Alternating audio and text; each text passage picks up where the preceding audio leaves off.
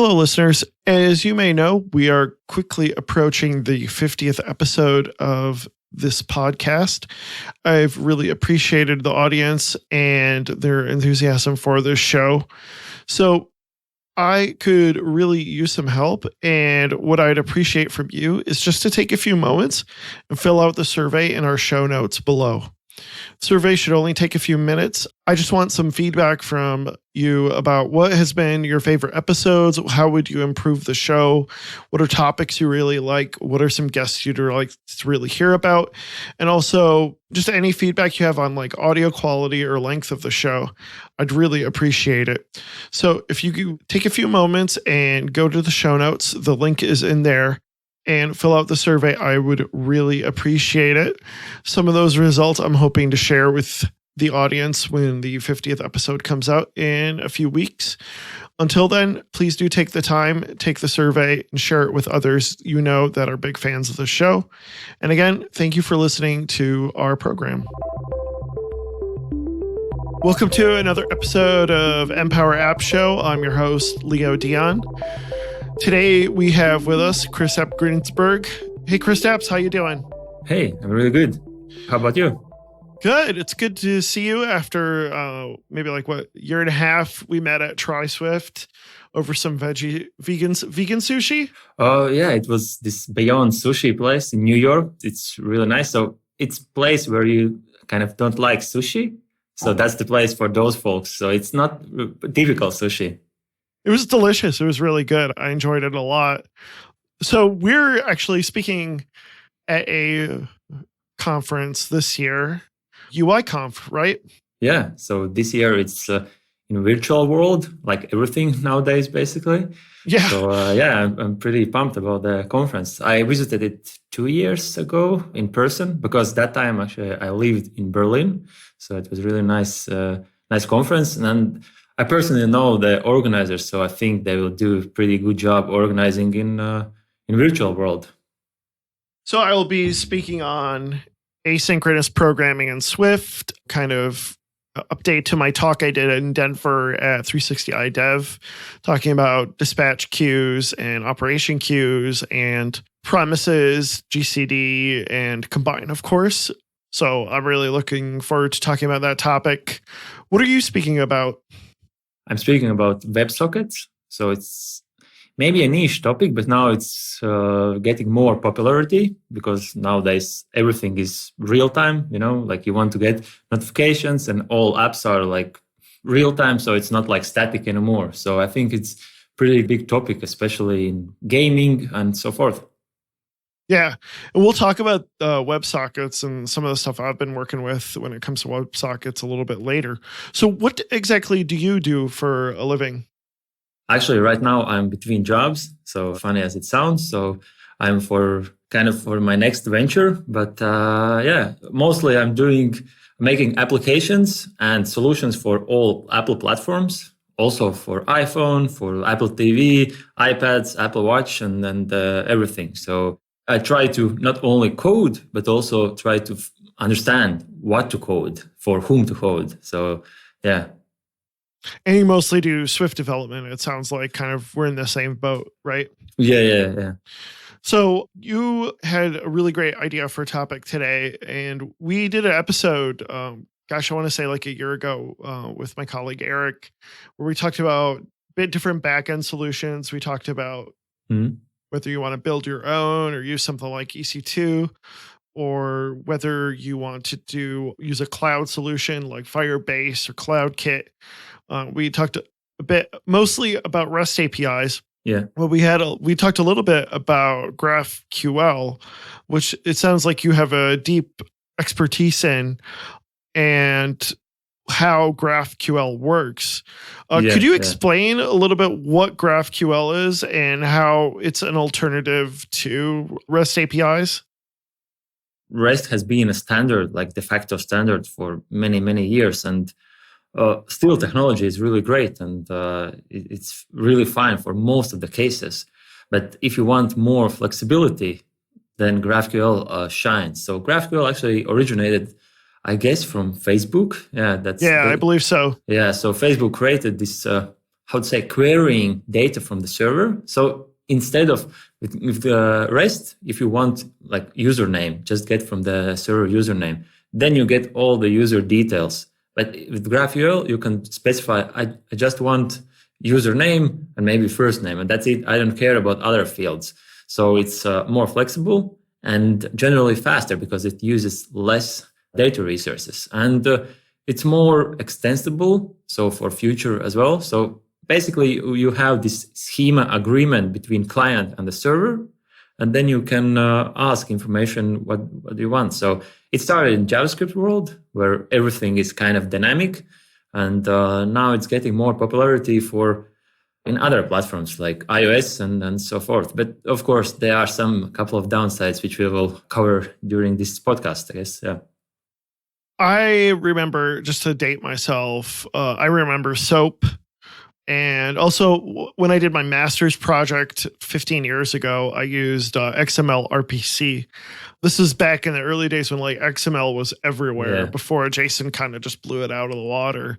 Yeah. But like REST APIs, I mean, there's stuff like hypermedia as well, but like REST APIs really seem pretty robust. And I'd say like here to stay. Why do you think REST has been so successful over the last like over decade years?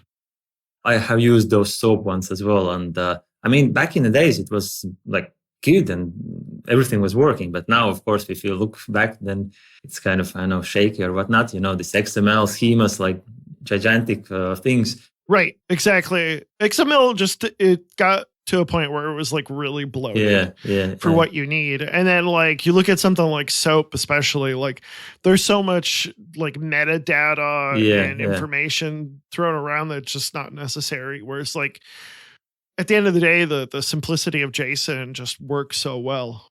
Yeah. I think REST is easy to learn and easy to reason about because there are these, you can get information, you can update, you can put whatever, like it's really straightforward. And once you get like user information or something, you have /user endpoint. And if you want specific user, then another / and ID. So it's really easy to understand. So I think that's the reason why REST has been around. And I think it will still be because it's not that you need to run to the GraphQL if you don't need this flexibility because it comes with the cost as well. So I think REST is, in general, it's easy to learn, also for new folks and not so huge learning curve. And also, mainly all the languages support REST in like dozens of great libraries. Yeah. So what do you think is like the need for GraphQL? Because it almost seems like what we're doing is we're offloading a lot of the interpretation that most REST APIs have to do to basically create a SQL query, and we're offloading that over to the client with GraphQL. Like that seems like the big advantage of GraphQL is that you have that flexibility of creating your own SQL query in that like GraphQL format. Whereas with REST APIs, you pretty much have to like figure out how to access the database accordingly to get that data that you need. And that limits the client for what queries it has. But then it also, you know, I could see advantages of that as well by like limiting what the client has access to. I think there are advantages in both sides, also for client and server. Like, for instance, let's start with server. Because when you implement the server, you have these REST endpoints. You want new endpoint. You need to create the endpoint, add fields and all that stuff, and maybe need to create some versioning or something. But if you have GraphQL, then there is more flexibility. But of course, implement GraphQL on the server, it's not an easy piece of cake job as well. And for the client, like you explained, you have this querying mechanism like SQL. So it's more flexibility. And if this is something you really need, or also making apps faster, because if you just need one piece of information with one call, because for REST, for instance, if you need to get like users, like employees, their salaries or something, then you need to have multiple calls, right? Like multiple requests. But with GraphQL, you can create just one request and that's it. And so it's faster. And in some countries, it's a big cost of data, like Brazil. I heard that data costs a fortune there, so it might benefit there as well. So I think that's the reason also Facebook invented it, for this flexibility and also saving on and reducing the latency. That's a really good point about like saving money on data, because we don't really think about that.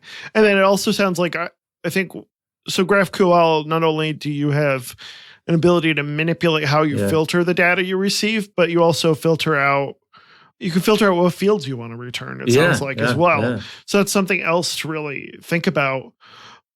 So what are some criteria you'd follow when you want to recommend GraphQL to someone?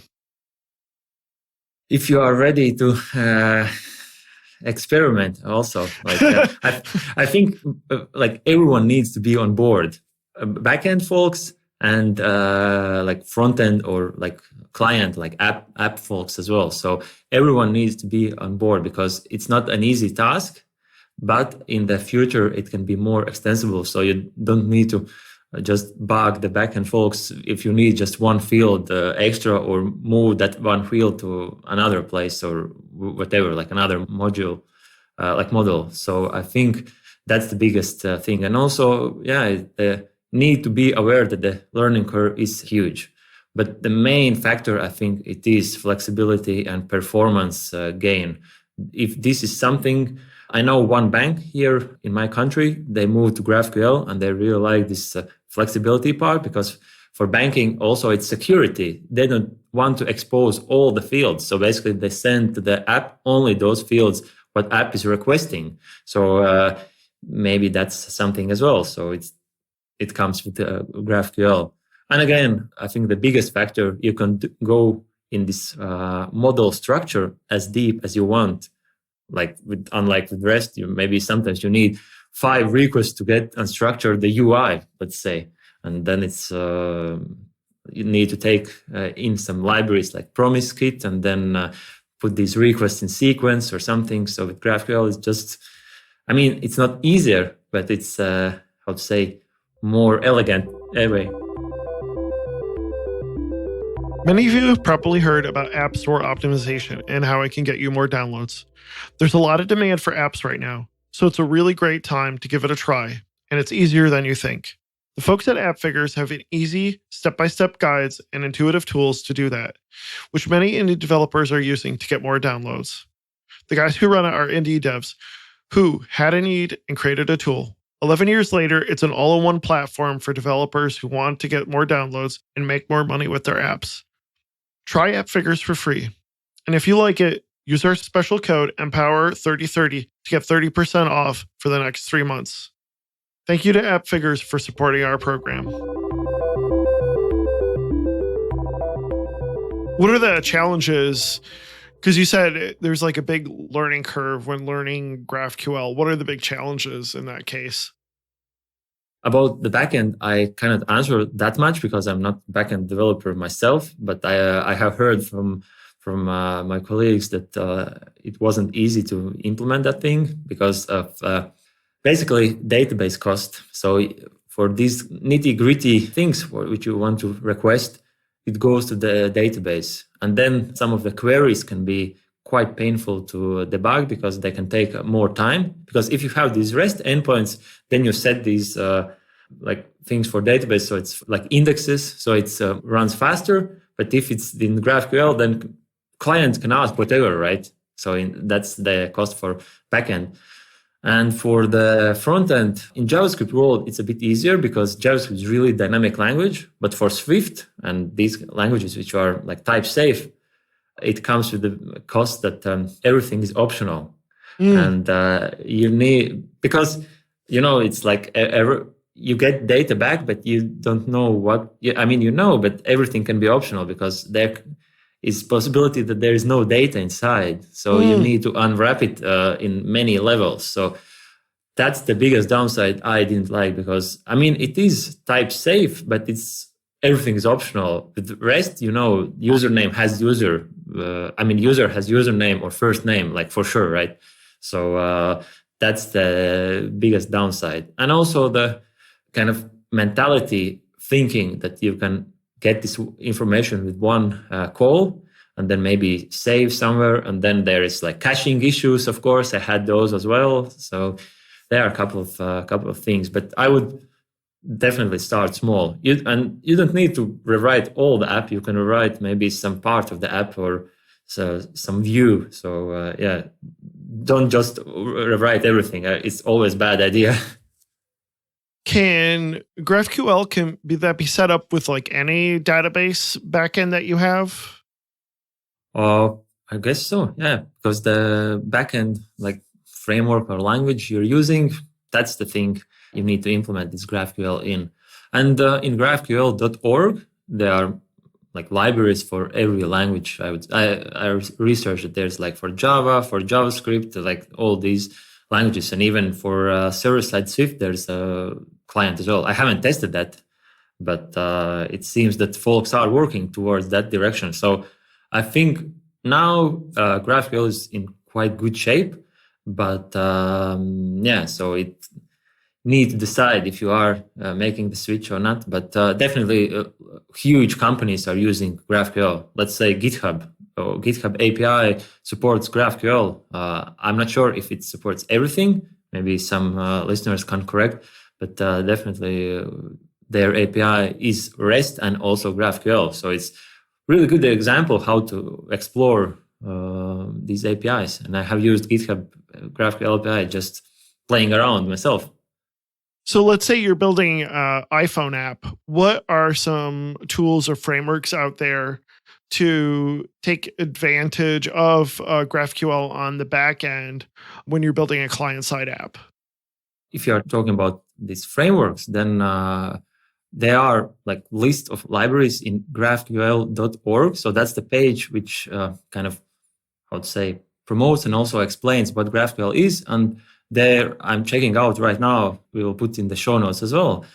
There are possibilities for every language. So whatever language you use, there is something. So let's say you're building an app for the iPhone in Swift. What can you use so that you can like make calls to GraphQL servers? Yeah, from client side, there are, again, many ways. We followed Apollo schema, basically, the protocol. So that's kind of one of the well-known standards for GraphQL world. And in iOS world and Swift world, like iPhone, iPad, and so forth, there is Apollo iOS SDK. So that's I would say, the best library using on to create GraphQL apps on iPhone.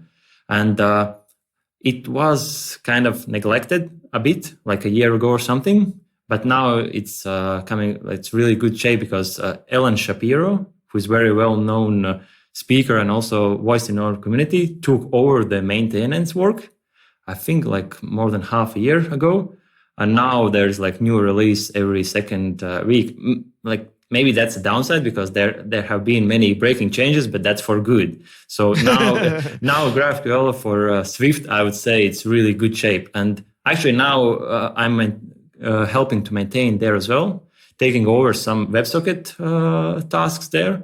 So we have some ideas to improve that field as well. So Ellen is working like full time for this library. So it's actually in pretty good shape because when I started, I had to do some PRs and whatnot, and some tooling was completely broken. But now I would say it's really nice. So if you need to use GraphQL on in your Swift applications, it's good. What do you mean by Apollo schema? It's specific way how GraphQL kind of works and like that. So it's I don't know in details, but that's there's Apollo. We can put again in the show notes. There's Apollo community. It's like this GraphQL platform, and there you can actually using this Apollo you can set up the backend, and it's big company behind this GraphQL works because GraphQL is standard, but they add their kind of sauce. Very cool. So let's say you're a manager and you're considering like starting a new project. How should you decide between GraphQL and a REST API? Actually, in the beginning, I would use REST until you need GraphQL and you know what you are doing. So I wouldn't just start with GraphQL immediately unless you have experience with that before. Because for new folks, if they haven't used, because I have talked in the community as well, and not many, especially in iOS world, have used or even know about GraphQL, because somehow it hasn't picked up that much. And I know maybe why. That's my guess, that this optionality and you need to pull some library in. Maybe that's the tricky thing for Swift. Do you think that's a problem in other like strong typed languages, like say your C# or your Java? I guess so, yeah, because in JavaScript, it's totally day and night. Like Right. Or PHP or Python or something that's more dynamically typed. I could see how it's not as big of a deal. But if you're dealing with a strong typed language and your data is so dynamic, then it becomes a real issue. Yeah, because I know in front-end world, GraphQL is becoming like not de facto standard, but still it's picking up like much faster, especially in JavaScript. Yeah. So is it like an option to just have like a REST API and a GraphQL API side by side? Oh, totally. We were using like that because we didn't move everything from like in one day to GraphQL. We just moved some parts which we wanted to become more flexible. And also we saw, because some of our apps were used in some places where internet was not so stable. And there we implemented these GraphQL calls because we didn't want to send whole data chunk to the client. And then we saw, okay, there was like huge improvement in that part. Yeah. So it sounds like that's definitely an option, is like you said, start with the REST API, and where you need more advanced querying, that's where GraphQL could really come in. Yeah, definitely. I would actually do like that. So I wouldn't create just GraphQL unless you really want. Like, I mean, now I'm quite proficient. I would set up maybe even this Apollo. They give you possibility to start up the server so you can connect with some database you have, and then maybe it's good. So but if you don't have it, then start small. I think it's always good advice to start small and then see. It can happen that backend or front-end folks, they don't like this GraphQL, and then I mean, it's good, best for the team, but definitely I can mention that GraphQL is in good shape now. So you don't need to kind of worry if it's stable, if it's production ready. It is production ready. Awesome. So one of the questions that I received from the audience was whether real-time communication or data syncing is part of GraphQL. Is there something like that? Yeah, actually, that's a hidden gem in GraphQL. I'm mentioning that in my talk as well in UIKonf, because GraphQL usually, I mean, I personally as well, I thought, oh, you just request data and that's it. But this Apollo standard has these subscriptions, and that's this hidden gem. So you can actually specify, hey, I want to subscribe, for instance, when user changes the phone number, and you have the active connection. It's using WebSockets behind the scenes. Oh, wow. Interesting. Yeah. So you can have these subscriptions, and once something changes on the backend, so backend can send information to the client and update the client, and update the UI or show the notification, whatever. So it's really flexible and powerful thing. But now it's in good shape. But when I started, there were some small issues. But like I said, now Ellen did a great job, and I trying to help her as well. And now it's good shape. And the application what I was working on, the Apple TV application, actually, by the way, it was working in production mode more than like a year almost with GraphQL subscriptions. So I would say, and it was rolled out to hundreds of Apple TVs. So I would say it's in good shape. So we didn't have like huge issues per se. Of course, there can be like internet drops or something, but that can happen even with the rest. So it's not the subscription's fault per se. Yeah, so I've started doing quite a bit with WebSockets with my app Heart Twitch. Unfortunately, I wanted to use WebSockets on the Apple Watch, but you actually can't use WebSockets on the Apple Watch. Now you can. Well, at least not when I checked it out a few months ago. In last WWDC, they released this URL session WebSocket task, and now you can. Yeah, it doesn't work on the watch actually. Ah. It's weird. Like the API is there, but once you call it, it'll crash your app. Wow. Because it's really restricted to use in like certain audio applications and things like that. So I ended up having to switch to using a put request because it's just updating your heart rate. So I just call a put request every time you want to update the heart rate rather than doing the WebSocket. However, I did end up utilizing WebSockets when it comes to the web front end, and the back end, of course, is in Vapor. So I'm using WebSockets in Vapor. Oh, nice. With like some JavaScript to pull the heart rate on the web. I've a big interest in WebSockets. Like you said, I think that there's a lot of great places where WebSockets fit in, like when it comes to real-time communication and things like that. Like, what are some other reasons why you'd use a WebSocket for a backend? Like great use cases besides like real-time notifications, it's also gaming, right? Real-time gaming, like online gaming. So that's a big chunk.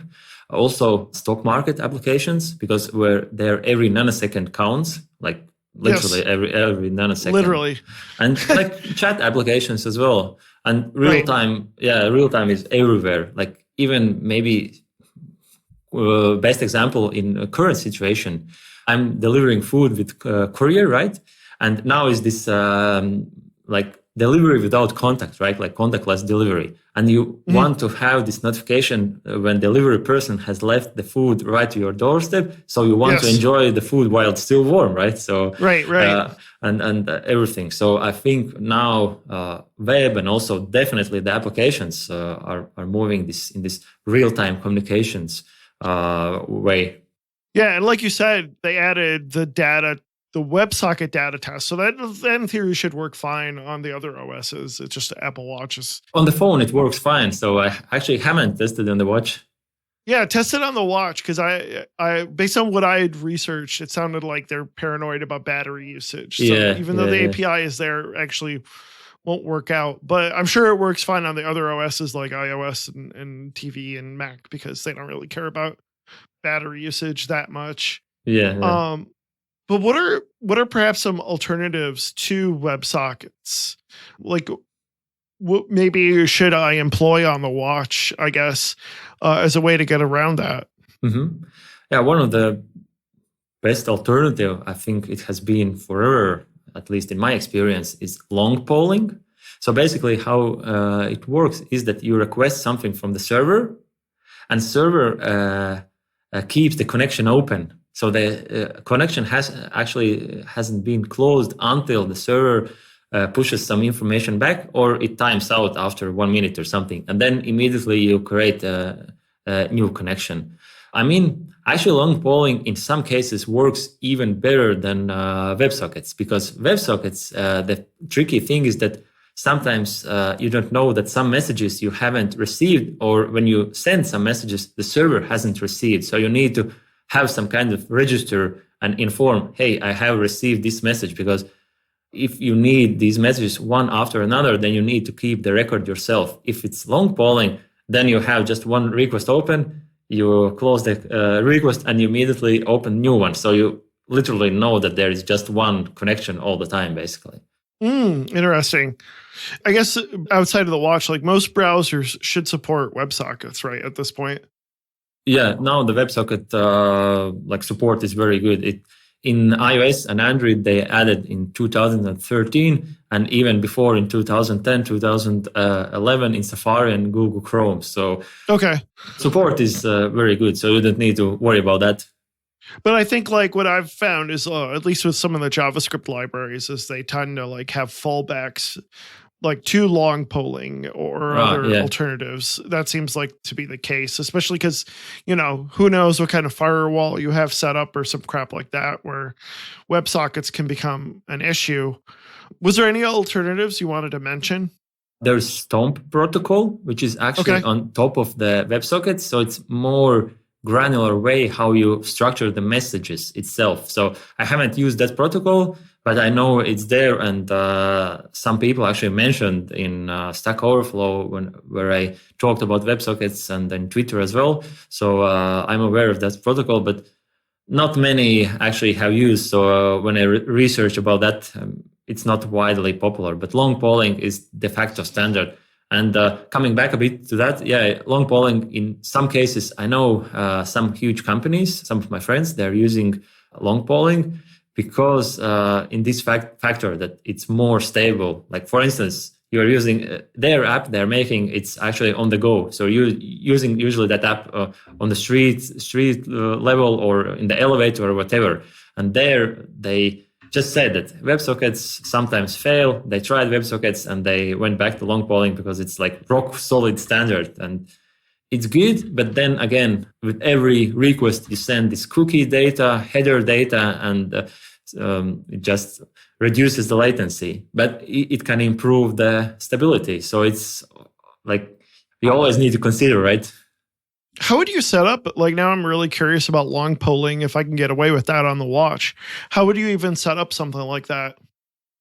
From the client side or from backend? Well, let's do client side. Yeah, from client side, you basically open the request, like this URL session data task, right? Like regular stuff or whatever you use, like Alamo Fire or whatnot. And you just keep the connection open. But you need to specify what's the timeout. So you need to have agreement with the server. I have used long polling and we agreed that the server keeps connection open 1 minute, like 60 seconds, right?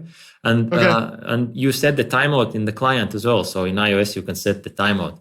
And once it times out, but basically what we did that the server returns something, whatever. If it's if there is no new data, even it returns something before this 1 minute.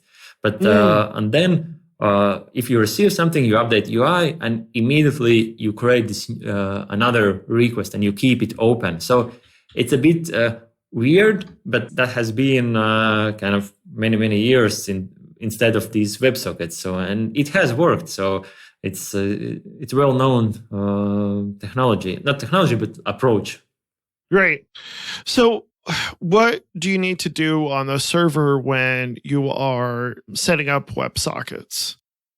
I have actually set up WebSockets on the server only using Swift Vapor.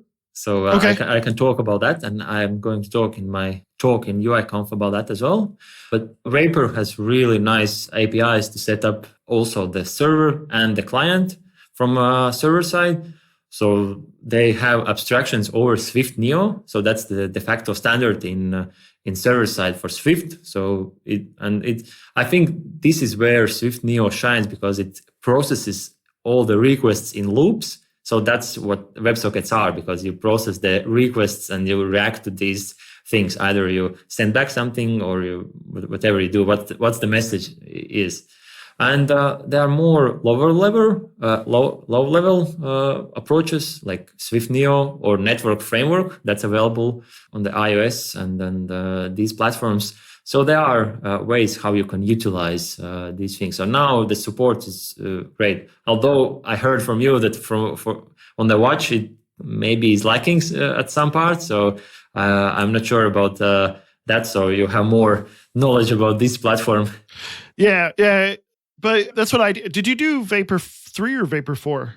I have used WebSockets on Vapor 3 and also Vapor 4, and I think maybe on Vapor 2. But for Vapor, there is one like small package, WebSocket Kit. So you can import only that package and you can set up the server basically in like 10 lines of code. So you don't need this Vapor how to say this main framework, right? This glue together. Right. Yeah, and it's really nice because where I have used WebSockets, I even used in UI testing, because I brought up the server during the UI test in another thread, and I used just this Vapor WebSocket Kit module, like package, and that's it. Not the huge, not huge, but the main framework itself. So you can use even like that. Nice. So one of the challenges that I'm looking at is how do I keep track of my WebSockets on the server? So let's say, like, how do I know that these 5 people are listening to this specific set of data? Or how do I organize that correctly when I set up my server? Does that make sense? Yeah, it makes sense. And it's actually a huge problem. At least that's what I heard from my colleagues who were developing the backend, because it's similar stuff actually with long polling. So you still need to keep up the connections. But with WebSockets, yeah, you need to maybe bump up the backend server like resources, let's say. So and also the threading. So we were using the Java in the backend, and in the beginning, like there were some threading issues, but they switched to, I don't know the name, but some framework and approach, and it was better. But still, you need to keep track how is it performing. Maybe you need to bump up the server amount or configure the load balancer. So it can be a huge issue. But it's not, how to say, if you have the long polling approach and if you need long polling approach, it's similar issue anyways. So just need to hire really good backend folks, I would say. Yeah, because like one of the things I'm doing, because I'm looking at being able to share your heart rate with multiple browser windows, and I'm looking at like some sort of like dictionary model just stored in memory, so that I know like ID1 hooks up to these WebSockets and ID2 hooks up to these WebSockets, because I don't know like how there's any other way to like broadcast information that comes in a more organized fashion. Mm-hmm. Yeah, for if you're using Vapor and also the Swift Neo, then you actually specify how many threads you have open for these WebSockets. So if you know in the beginning your app usage will be maybe small or even huge, then you somehow can calculate that. So there is flexibility on the backend as well to process all the WebSocket connections. But thing is that not always the, let's say, bottleneck is with WebSockets. Sometimes it can be with like database or something. So you always need to keep track of all your infrastructure, not just worry about WebSockets and that's it. Mm-hmm. Yeah, well, that's always the case with backend. Yeah. A lot trickier than we think. We talked a bit about URL session WebSocket task, which they just released last year. Yeah. What are some other ways of implementing WebSockets on the client side? So there are a couple of great libraries. I can mention one is Starscream. So it's available for all the Swift platforms. And I'm one of the maintainers for this library, so that's why I know it. But there are a couple of other ones like Swift WebSocket, Socket Rocket, and even more. And some of them are even Objective-C, which in this case is good because they are rock solid and they have been rock solid for more than 10 years. So you don't need to kind of worry about, Objective-C bad or something. So I have used those ones and it's good. But before iOS 13, all of them, they are using CF network framework. Okay. And that is really, really old networking framework based on C streams. And there is no native WebSocket implementation. So all these libraries, they have made their own WebSocket implementation using this WebSocket standard protocol. And when you have these bugs, when you're reading or writing to C stream and you don't own that framework code, I have had really, really bad bugs where you just don't know what's happening. It just crashes, and I know pointer crashes with some kind of weird issue, and that's it. So yeah, so that's why when I actually was in this WWDC keynote presentation, and where they threw all these like small titles besides Swift UI, Combine, and all that stuff, and I saw URL session WebSocket task, I was, finally, Apple released that. But now Yeah. it doesn't work on the watch. So I know. Let's hope they will improve this in this year. Yeah, right. Just give them one more month. Hopefully we'll be Yeah. getting full WebSocket support on the watch, and that would be a big help. Yeah. So let's say you're a project manager or lead developer. What you think are the big things to consider if you're going to start supporting WebSockets in your app? Definitely, how are you going to test it? So because you can test REST quite not easily, but easier, because when you request something, you get back, everything's fine, right? But WebSockets thing is that these messages happen over real time, and they can happen in 1 minute. There is like 10-minute break, and then you send back and forth. And also you need to keep up these registers, and also keeping up the connection. So pinging and ponging in both ways. So actually knowing that this connection is open, because before iOS 13, there was no really good way to even understand that this connection is still open. And that I actually saw, and I created the radar, and they replied that, yeah, it's known bug. And I asked about that in WWDC, and they said, yeah, it's known bug. But in this CF network, they are not going to touch that network actually, because that's more for the just regular sockets. So right. It was so there are a couple of huge downsides in this case. But nevertheless, I would say that WebSockets are in good shape, definitely on the front end, on the back end as well, and in client side as well. Unless you have Apple Watch, then maybe you're out of luck. But on Apple TV and iPhone and iPad, I have tested, I have used them even in production mode, and seems in good shape. So yeah, so definitely consider. And maybe it sounds scary. I know WebSockets, like what this kind of means, but then let's check out you will check out my presentation in UIKonf, and maybe learn more how to get started even with that technology. Yeah, I mean, this is going to sound weird, but I think like WebSockets are really magical. How once you get them working, like it's like, wow, like I can see the data get updated right away. This is amazing. This is awesome. Yeah. What are you looking forward to highlighting at your talk at UIKonf? I want to highlight that it's actually kind of solid technology, so you can use it right now, and there are many ways how to use it. So that's I want to highlight. And also after my talk, I want that folks know more about WebSockets, how to start it. And for that, actually, I want to mention that I created small website. It's swiftwebsockets.com. I created that together with my wife. She created the website. Nice.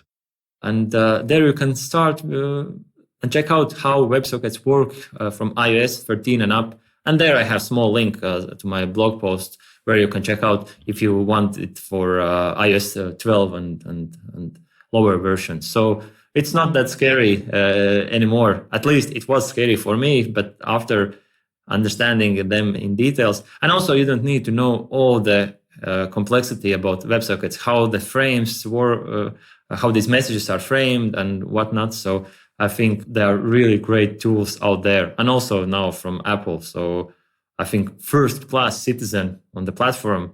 It's really good thing to have it. And just to let the audience know, on our next episode, we'll have Tibor Bodix on, the Swift dev, who will be talking about Vapor 4. So you'll definitely want to check that out if you're interested in backend Swift development. Yeah, I mean, I think I'm really excited to learn more about Swift 4 and see what I can do with WebSockets on that as well. Yeah. I just want to ask, what are you want to highlight during your talk in UIKonf? Oh man, you're putting me on the spot. This topic is also important, and I think I have had like issues with this threading like dozens of times, definitely, like everyone, I guess. So one of my big things, I think, is that like, don't over-engineer it. Like, I feel like maintainability is a bit more important than optimization. Yeah. And using a lot of the lower level stuff, I don't think is super necessary if you can avoid it.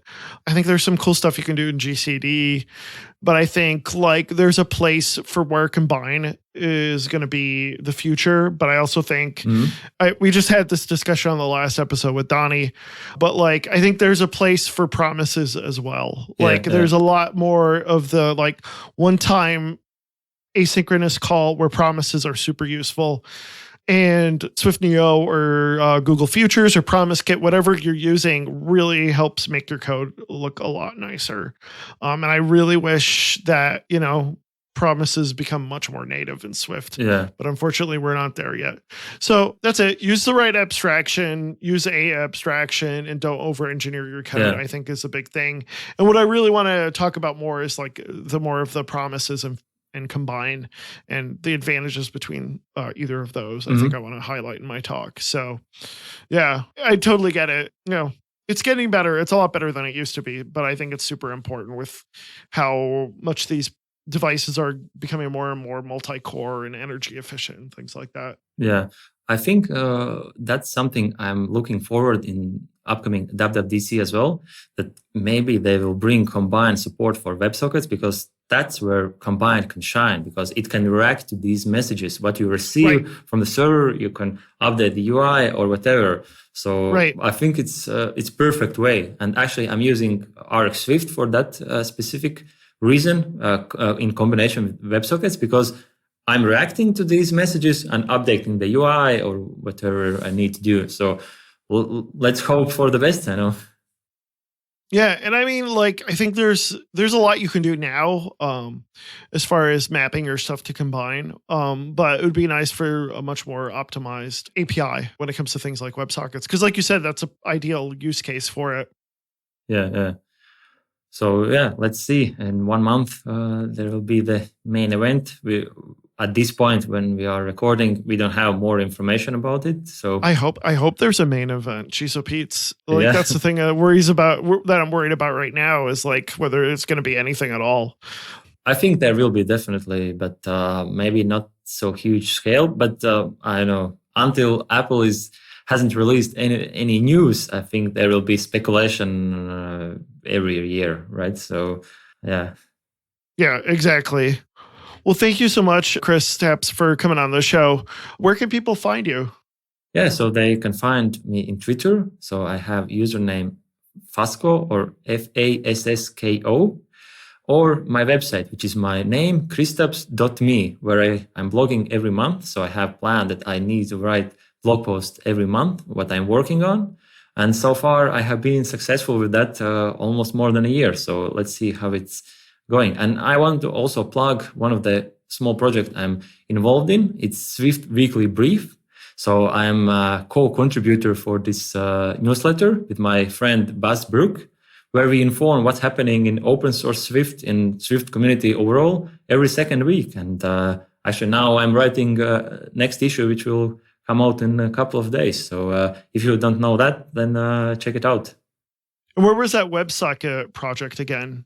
It's swiftwebsockets.com. So that's it, the website. And there you can see the code samples and also download the playground. So you can have the playground, change the server or whatever, and check out how it's done in Swift using URL session WebSocket tasks. So yeah, so that's what and I have a couple of blog posts before. So if you just write in Google Swift WebSockets, then most likely some of my blog posts will pop up. At least it did for me. Awesome. Well, thank you so much for coming on the show. This has been fantastic. Yeah, it was really, really great. I'm talking this show. I have listened all the episodes, so thank you for doing it. And it was really nice that we kind of randomly met in Try Swift, and now we're talking in this podcast together. So it's the world is smaller than we think, I think. I hope that we can meet again at a conference once we can get out of the house again. I think, and maybe share some sushi again. Yeah, I think everyone wants to meet in person, and that's what I'm missing in this conference world, because I want to meet everyone in our community. So I'm really missing that part. Yeah, same here.